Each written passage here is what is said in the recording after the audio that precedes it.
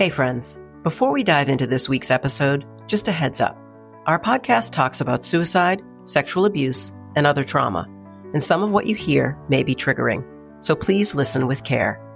This is The Survivors, real stories, raw conversations, and the truth about what it means to keep going after the hardest things. We're so glad you're here. Let's keep surviving together.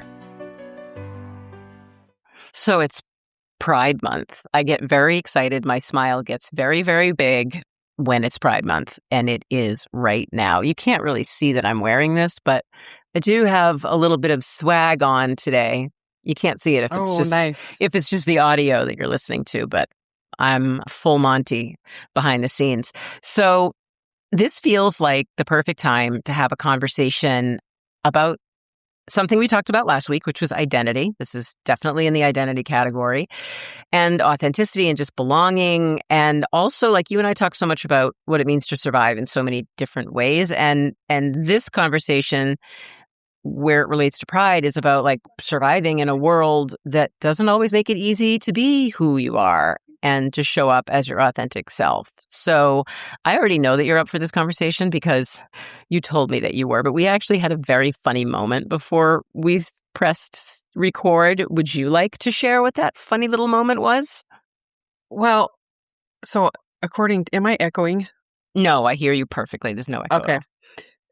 So I was like, well, I haven't really come out publicly as being a bisexual. And you're like, come again? You did last episode. I was like, oh, did I know? Yeah. I will admit, sometimes I don't always, it takes me a couple weeks to catch up and go and listen to our podcast. And so, sometimes we record ahead of time, and I will admit, I record, and apparently, we batch record sometimes ahead of time. And I completely forgot that I outed myself right here in front of 40 different countries and all 50 states in America. And oh yeah, you're out there. Hi, my name's Natasha, and I am bisexual. Well, I'm so proud of you. I'm so proud. And you were so funny too, because when I said to you, I was like, what you talking about? Like like last week we had this whole thing, and you were like, yeah, I'm bisexual. I don't say it a lot. And I said, well, you just said it to at least 40 countries out there. And you were like, oh, I guess I did. You had a complete blackout. It was so funny. But you were like, you said full send, right? Let's go. I did. I said full send. We're doing it. I love it. Absolutely. I love you for doing that. That is how I would live my life. Full send. Okay. Well, you know what? There's no better way to live your life, especially during Pride. I think that should be the new Pride slogan, full send. Natasha said so. Do you know I've never been to any sort of Pride event? It's life-changing. I went when my oldest daughter, Riley, came out when she was in college. Before I came out, I went with her. She asked me if I would go. Boston has a huge Pride parade in the city. It was one of the most extraordinary experiences we have ever had together. It was just nothing but joyfulness. I highly recommend it. Okay. Yep. In your area, wherever there is something, highly recommend it. It's just a feeling like no other feeling to be in community like that. Okay. So, well, it's interesting because I realized that about myself. Gosh, it's been coming up on like 8 years now. Mm-hmm. But it was just never something that I was public about. You know what I mean? Like, I told my family and close friends and things like that, but it wasn't something that I just like openly, you know what I mean? Because I'm married to a man, mm-hmm. and we've been in a relationship for 22 years. So it was just not something that I don't know. I guess I was worried about judgment or whatever else, or you and a billion other people. I mean, that's what so many people worry about, especially in the world that we're living in right this second. Like, that is a really, really hard fear to hold. I mean, your story is not much different than my story. I mean, I did talk a bit about it, just a quick, recap that I was really boy crazy until I was, in through high school. And then I kind of realized I had other feelings and really didn't know what they were and couldn't put words to them, because back at that point, in history in the 80s, you were gay, you were straight, maybe you were bi. I kind of didn't feel like I fit in any of those boxes. Didn't really know what box I fit into, and there wasn't the language. And it was only because of my daughter coming out in college that kind of opened my eyes to all those different identities and the nuances in them. And it hit me like a board in the face. That's how, when she explained pansexuality to me, I was like, holy shit, that is me. And I've been married for 33 years. I have 2 grown children, totally hetero-presenting marriage relationship, had no interest in changing anything about my life in that way or my relationship. Dave is my person forever and always. And yet I had this knowing about myself. And I felt like, for me, it was a little different. Your kids are younger. So I had a daughter who had just, within the last few years, before I came out, she came out. So for me, it became like, it's about representation. I really felt like it was so important. Every single one of us who represents within the community or is an ally to the community strengthens the community. So I just felt it was so important to move from that place of allyship into a place of community member. So that was the same. But like you, it was, you're worried. You're like, what are people going to think? And I know for a fact, a lot of my friends were like, what the hell? I mean, not in a bad way, just kind of like, well, what's the point of sharing that? Like, it doesn't change anything. What's the point? I'm like, well, representation, that's the point. So, but it's scary. Yeah. It can be really scary. Well, I'm coming from my background of polygamy and, ultra conservative relatives. Like, I think if I were to tell my aunts, they would be like, what? What does that mean? But I mean, I don't necessarily have to worry about that because, as my mother has stepped away from our relationship, so have her sisters, who I used to be incredibly close with. Mm-hmm. Yeah. I haven't spoken to my aunts in coming on 8 months. So. Wow. Well, if they listen to the pod, they're going to know. They don't, but a number of my cousins do. So do you remember, I think was it last weekend or the weekend before, you said we had like 80 downloads in one weekend? No, it was 80 downloads in like a morning, which was lovely. So it may have been one of my cousins because she said she binge listened to all of our episodes. Oh, wow. So that's exciting. Yeah. And then it was a cousin that again, because I have thousands of cousins, first cousins. Can you explain for a second why to people who might not know what the hell that comment means?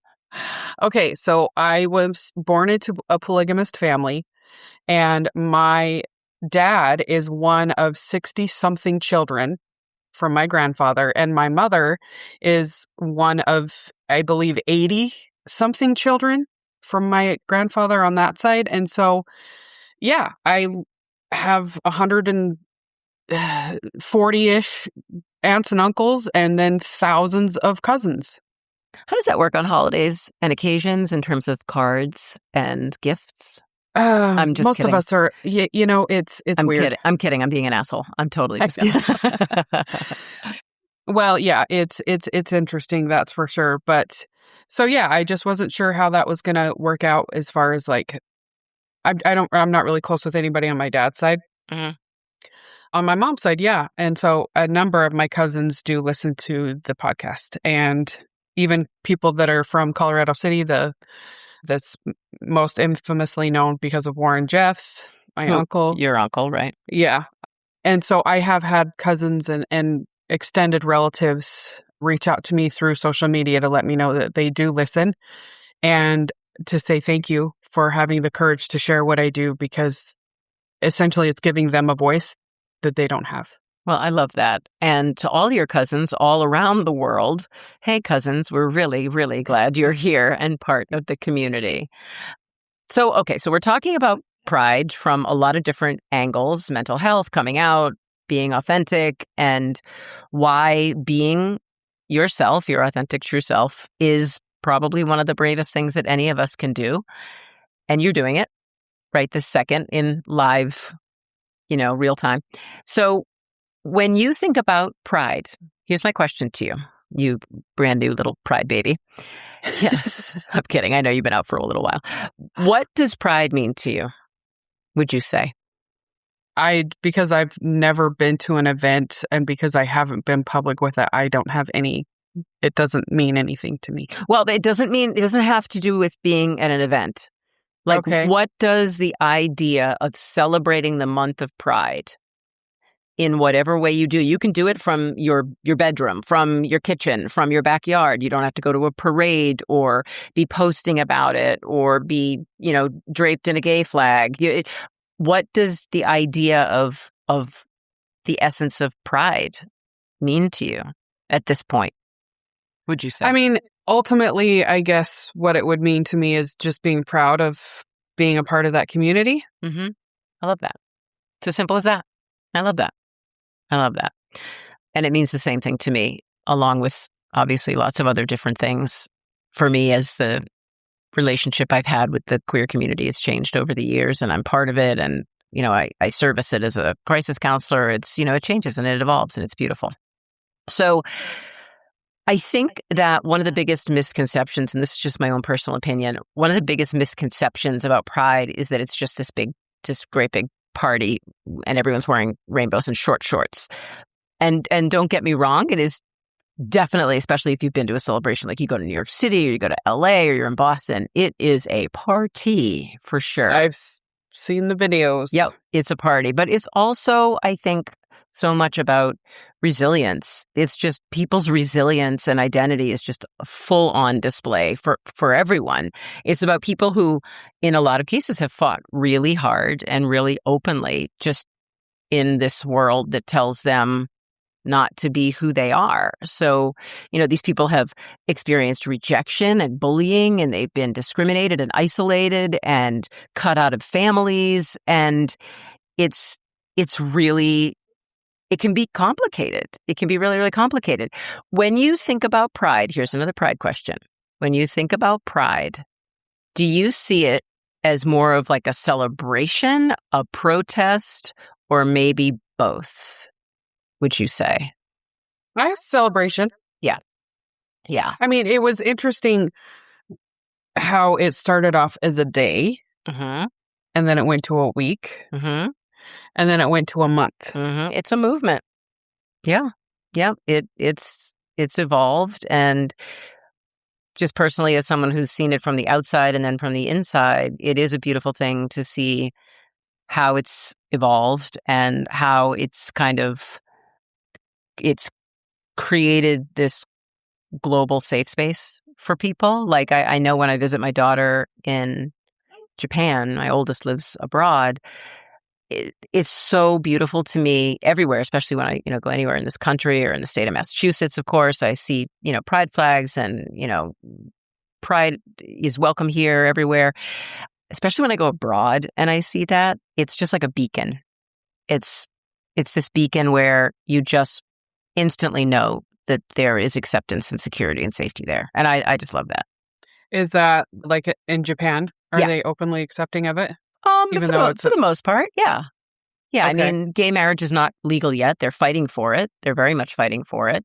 But, I mean, it's definitely something that is way more widely accepted and common now than it ever was, for sure. You go all over and you see pride flags everywhere. There are pride parades during the month of June. And so, yeah, it's definitely kind of encircled the world in that way, just the movement itself, which I think is beautiful.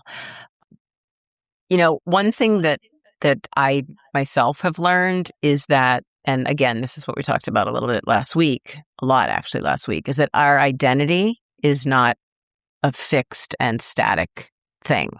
It's not only is it always evolving, it's always supposed to be evolving. The person that we are when we're 20, I think about the person I was when I was 20 or when I was 30. It's very different from the person who I was when I was 40 or hit my 50s. And now I'm, getting near 60, which is shocking. And I think we put so much pressure on ourselves to just figure it out, to like put yourself in a box and this is the person that I need to be, and maybe, maybe smooth out the edges here and there over time. But that's not it at all. Like, we are never supposed to be static and the same. And I think for me, it wasn't like I planned or intended to come out late in life at 52, married for 20 years with 2 kids. But it was one of the most beautiful gifts I've ever given to myself is owning that identity and what it's brought to me and my life. I can't even put it to words what it's brought to my life, the people, the community, the sense of validation. And, I just think if there's an underlying message of this conversation, it's that we all have so many different personalities, and we should let every single one of those personalities come to the surface. It's just my own personal single opinion. That's beautifully said. And, Well, thank you. I couldn't agree more, and I thank you for sharing that. As we grow and change and new versions of ourselves emerge. And, I've talked so often about wanting to get back to that old version of me, but she does. It's not that she doesn't exist anymore. She's just evolved. And when you've gone through so many traumatic things, there's no way that person can evolve, because the person who gets you through that is a whole other person that has to develop to get you through that. And so, I've finally come to terms with that old version of Natasha. And so I'm in the middle of becoming, so to speak. Yeah, I love that, just that whole saying. I love the whole concept of becoming. Yeah. And so but again, the whole concept of pride, and it's like, as I'm developing new friendships and stuff like that, particularly with females, I'm always hesitant to tell them that I am bisexual, because to me, it would feel like I was coming on to them.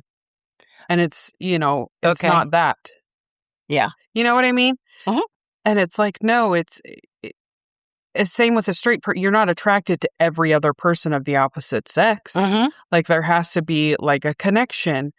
And, when I finally realized, I kind of had suspicion since I was about 16. But when I finally realized in my 30s, it was because I had made this wonderful connection with a woman. And I was like, oh, wow. Okay. That's what that is. Okay. So then it kind of confirmed it for me. Yeah. And so that, that's just my hesitation, and why I generally keep it on the down low, because I just don't, I've really struggled with friendships in the last 10 years. And so I just never want to make it awkward. Yeah, and I get that. And I think a lot of people probably feel that way. And it's like, when you really stop and think about it, you wouldn't meet someone brand new. Forget about where, if it's a work person or if just a social situation, whatever it is. You wouldn't like walk up to someone and be like, "Hi, I'm Natasha. I'm a Democrat, or I'm a Republican, or I'm a, I have polyps." Like you would, you know what I mean? Like, you probably would not lead with that, and you wouldn't lead with your sexuality either. And that's the whole point, I think, of watching the queer world evolve is recognizing that we shouldn't have to give our sexuality any extra consideration, because it should just be a part. Like, we've got brown hair or blue eyes, or, we are an athlete or not, or just a part of who we are, not something that needs to be singled out, not something that needs to be criticized or judged. It's just like any other part of who we are. So, but I get your hesitation. I've definitely been in conversations with people where it's appropriate that it would come up. It's the conversation in that context. And, I think there's always that little twang in the back of your head that's like, how is this person going to receive this? But then here's what I say to my kids. If someone is going to judge you for who you love, for one of the most fundamental acts a human can make, then that's not my person. Hey, it's Lisa, co-host of The Survivors. And I want to take a minute to tell you about an organization that's incredibly important to me, especially during Pride Month, the Trevor Project. In addition to co-hosting this podcast, I'm also a volunteer crisis counselor on the Trevor Lifeline, where I support LGBTQ plus young people who might be struggling with their mental health or feeling isolated or navigating thoughts of suicide. The Trevor Project provides free, confidential, 24/7 crisis support for LGBTQ plus youth through the phone, text, and online chat. If you need support, you can call 866-488-7386, or you can text START to 678-678, or visit the Trevor Project online at thetrevorproject.org. So if you're part of the queer community and you're struggling, we're here to listen. If that's the thing that you're going to criticize and judge of who I'm attracted to and want to love, have a nice day. See ya. Don't let the door hit you in the ass on the way out. So, Right. Yeah, I mean, but look, but it still exists, because at the end of the day, it's like we all want to be included. We all want to be accepted. And when there is a quality about us, whether it's our skin color, whether it's, our economic status, where we live, whatever it is that makes us other, if we're a minority or a marginalized person in any way, that feeling of being other is strong. It's very powerful, and it can be very intimidating.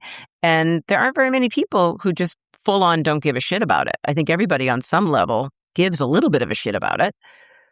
And I think that pride has, and the whole community has been politicized. Oh yeah, in a negative way, and so it can be very polarizing for people. And that's why I honestly have kept so quiet about it, because it has been so polarized. Yeah. And I just, I'm very neutral about everything political. And so again, I just wanted to just maintain, just keep right here. Yeah, you just want to stay Switzerland. Just be Switzerland. I do, and as you were talking there, I remembered something. In my late teens, there was a group of friends that I had come into, through mutual connections.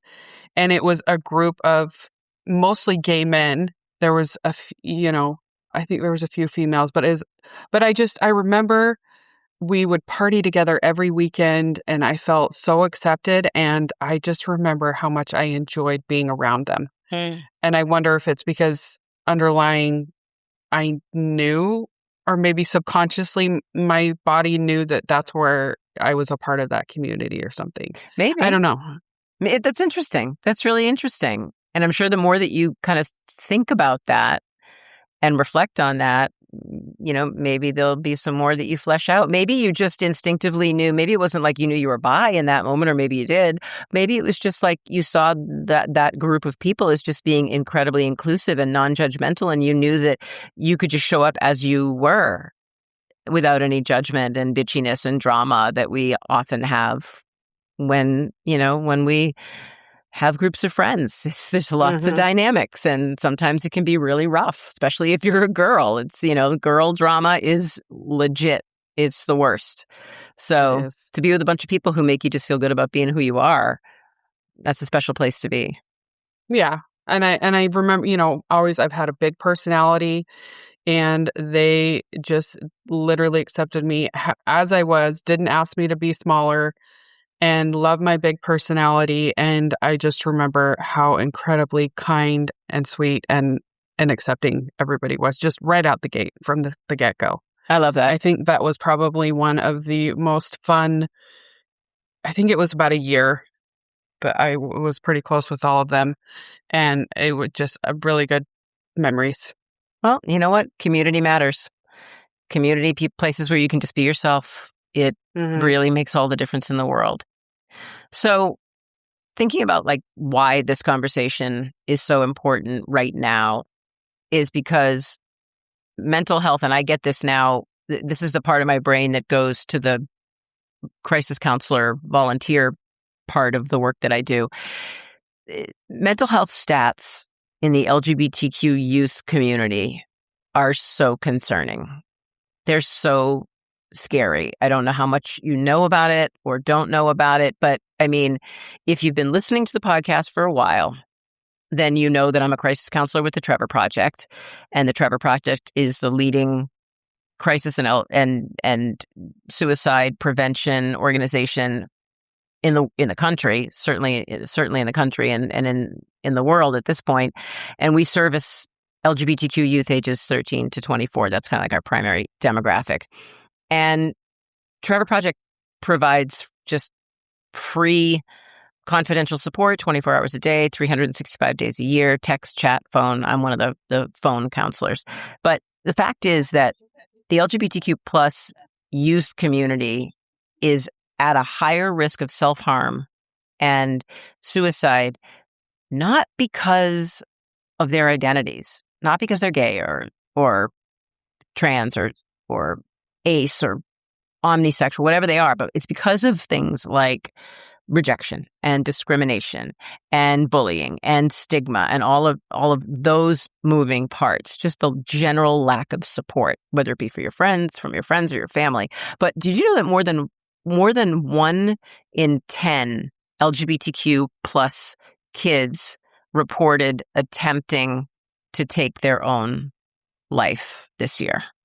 I'm not surprised in the slightest. At least one. Yeah, it's just kids younger and younger. The suicide rates are actually like rising in children the most, isn't it? Mm-hmm. It's rising everywhere, unfortunately. Yeah. And Trevor Project does a tremendous amount of research in the space of suicide prevention and mental health. And they found that more than a third of LGBTQ plus young people seriously cannot. Now, I'm not talking about the ones who actually attempted. I'm talking about the ones, a third of them have actually considered suicide just in the past year. And I just find those stats to be really, really tough. Like, they're really sobering. And you look at like the transgender and non-binary communities, and then all the statistics go even higher because they're even more marginalized.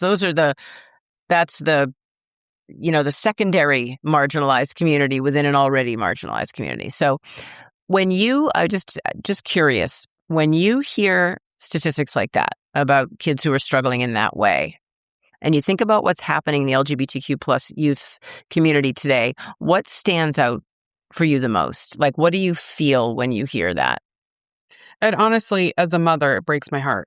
Yeah. It really does. You know, if one of my kids were to come to me and share with me that they were a member of the community, I would do nothing but wrap them in my arms and say, that's awesome. Yeah. I am too. Yeah. You know? Yeah. And in today's world, I just don't know how more families are not doing that for their children. But I think maybe it's and kids are so mean. I think, a lot of the rejection is probably coming from their peers, which is, as teenagers, that acceptance is more important than family acceptance. Oh, yeah, for sure.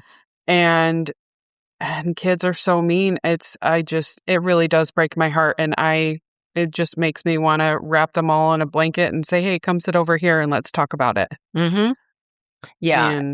And that's what we need. That goes back to the conversation about why representation matters, because the more of us, the more moms or teachers or therapists who are queer, who are out there, who are there as safe spaces and support systems, like the more of that, the better. Then that helps to kind of balance the scales. When you feel like you're isolated in the world alone, walking around with like a scarlet letter on you if you come out as queer.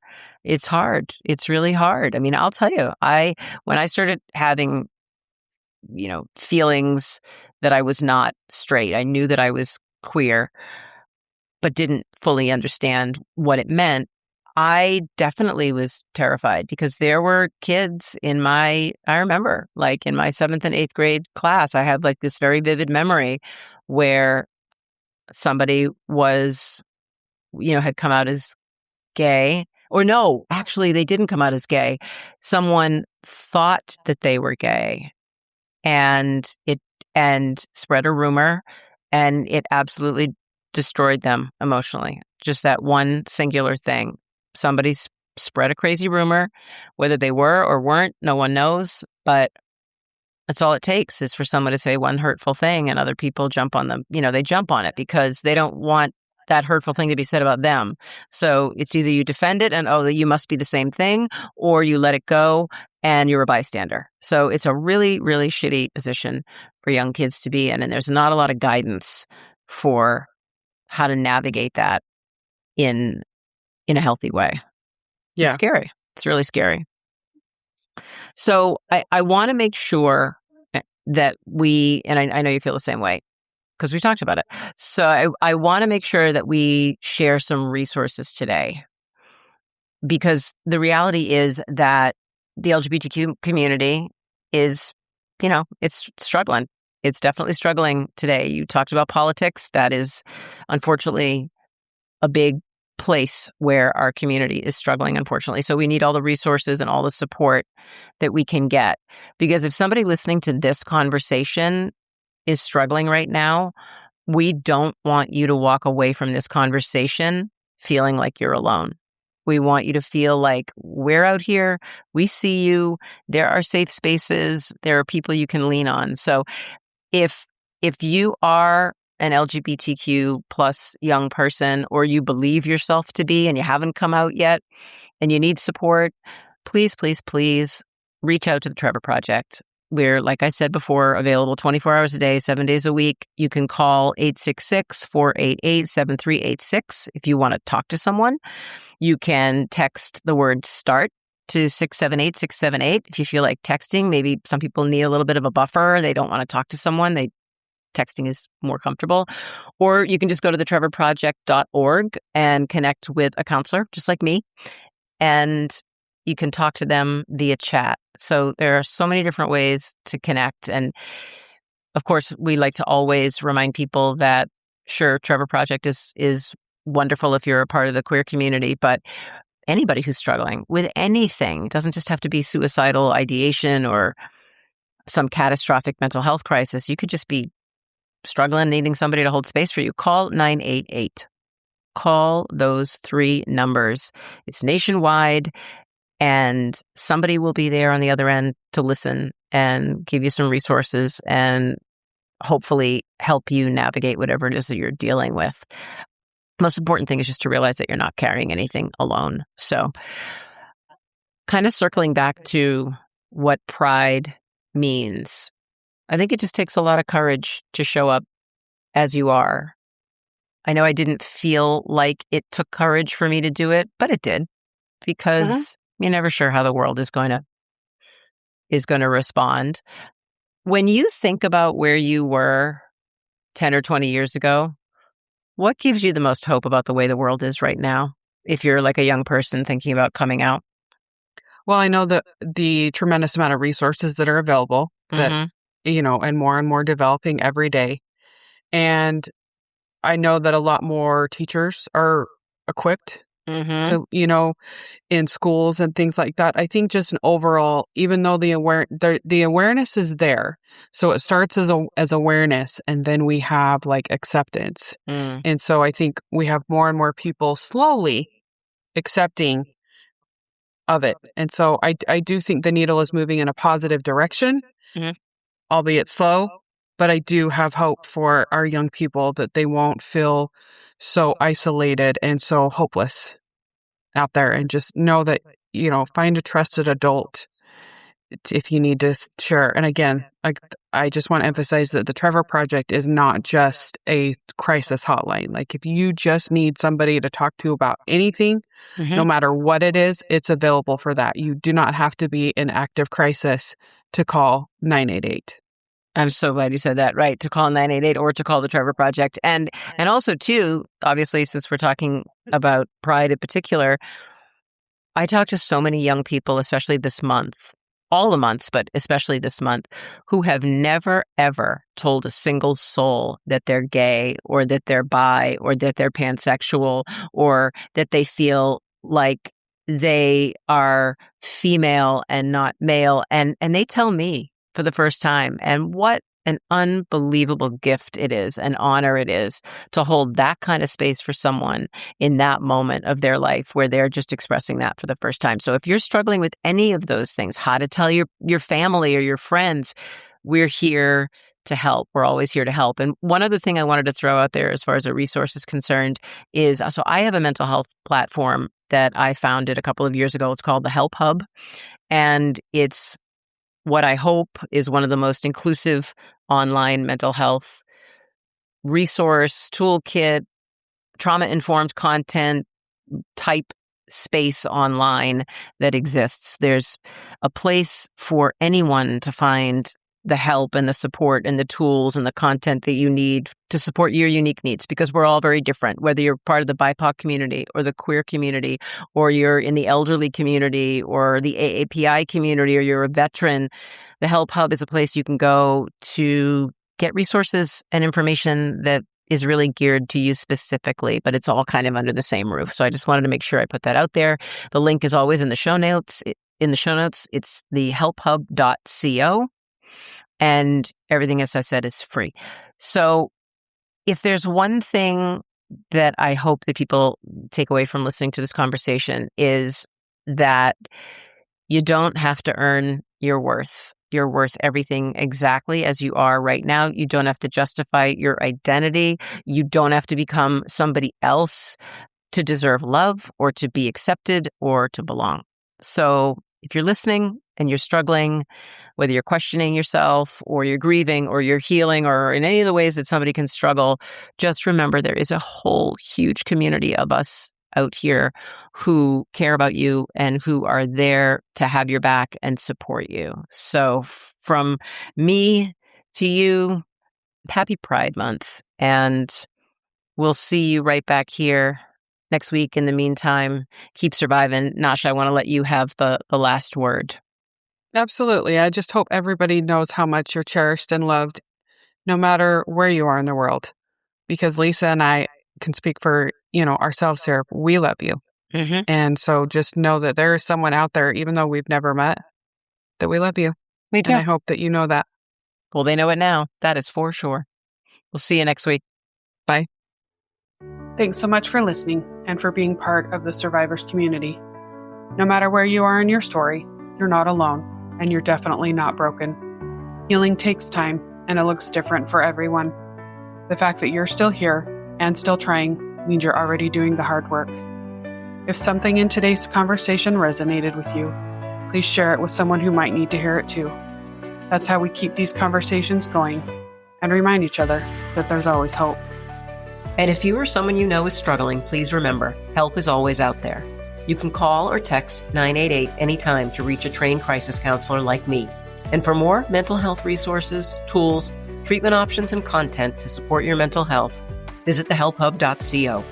We're so grateful you're part of the Survivors family, and we'll be back next week with another honest conversation about life after the hardest things. Until then, take care of yourself and your people, and keep surviving.